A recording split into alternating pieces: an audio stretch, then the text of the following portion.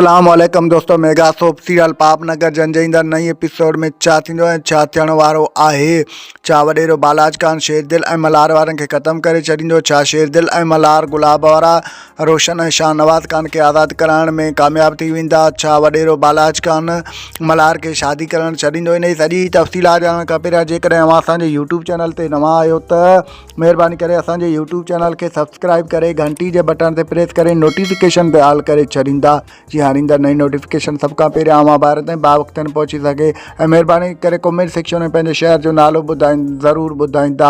हाणे हलूं था पंहिंजी मेन ॻाल्हि ॿोल तरफ़। जीअं त मेगा सोप सीरियल पापनगर जंजईंदड़ नई एपिसोड में तव्हांखे ॾिसण वटां मिलंदो त शेरदिल मल्हार गुलाब वारा सभु गॾिजी करे वॾेरे बालाज ख़ान जे ॻोठ मथां हाणे चढ़ाई कंदा।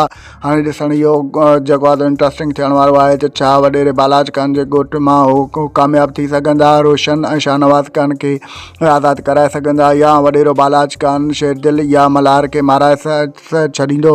इहो ॾिसणु ॾाढो दिलचस्प थियण वारो आहे। होॾां ॿिए तरफ़ तव्हांखे ॾिसण वटां मिलंदो त वॾेरो बालाज ख़ान राबेल खे जेको आहे सो कॾहिं बि मल्हार सां शादी करणु कोन छॾींदो। बहरहाल हुनजो इहो ख़्वाबु कॾहिं बि पूरो न थींदो, छो जो मल्हार शेरदिल ऐं ॻोठाणा ॿिया सभु गॾिजी विया आहिनि। नूरो बि मिठल खां माफ़ी वठी वियो आहे, छो जो हाणे वॾेरे बालाज ख़ान वटि को बि रस्तो न आहे। होॾां ॿिए तरफ़ तव्हांखे ॾिसण वटां मिलंदो त हाणे हीउ ड्रामो बि पंहिंजे पुॼाणी ते पुॻो आहे, छो जो हिन ड्रामे बदिरां जेको आहे सो रियासत ड्रामो बि अची चुको आहे। हुन जो हिकु प्रोमो ऐं टीज़र पहिरियों ऐं ॿियो टीज़र जेको आहे सो ॾेखारियो वियो आहे। KTN जेको आहे सो पंहिंजे ऑफिशियल पेज यानी फेसबुक ते बि जेको आहे सो ॿिए टीज़र जो जेको आहे सो एपिसोड ॾेखारियो आहे।